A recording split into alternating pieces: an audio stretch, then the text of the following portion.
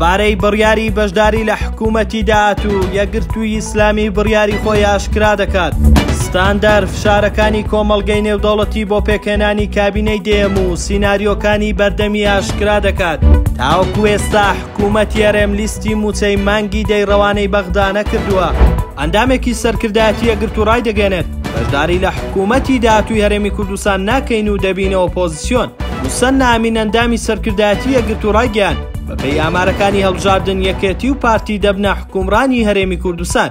ئێمە بەشداری لە حکوومەتە ناکەین و دەبینە ئۆپۆزیسیۆن. هەڵبژاردن هیچ گۆڕانکاریەکی گەورەی دروست نەکرد. نابرا و ڕاشی گەیان دەمانەوێت شەڕەفی بەرەی ناڕازی خۆمان لە پەرلەمان بپارێزیت. هەرچەندە هێشتا جووە بۆ بڕیاردان، بەڵام ئامارەکانی هەڵبژاردن دەرخەری ئەو ڕاستیان. ئاماژەی بۆ ئەوەش کرد وەک یەکگرت و 7 کورسی پەرلەمانی کوردستانیان مسۆگەر کردووە.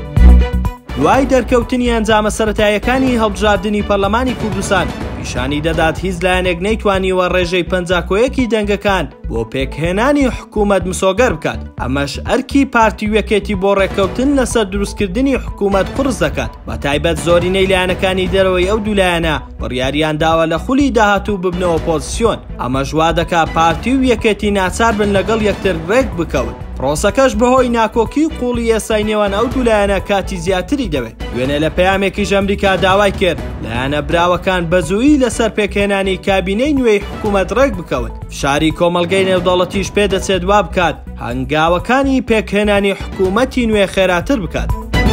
باگوێرەی زانیاریەکان تا ئێستا حکوومەتی هەرێم لیستی موچەی مانگی دەی بۆ حکوومەتی عێراق نەناردووە، بۆیە پێشبینی دەکرێت موچەی ئەو مانگەش زۆر دوا بکەوێت. لەم بارەوە ڕێباز حەملان یاریدەدەری سەرۆکی حکوومەتی هەرێمی کوردستان ڕایگەیاند ئامادەکاری کراوە بۆ ڕەوانەکردنی لیستی موچەی مانگیدا بۆ بەغدا. وتیشی دانووسانەکان زۆر باش بووە لەگەڵ بەغدا و تا کۆتایی ئەمساڵ کێشەی بایۆمەتری و ناوی دووبارە چارەسەر دەکرێت.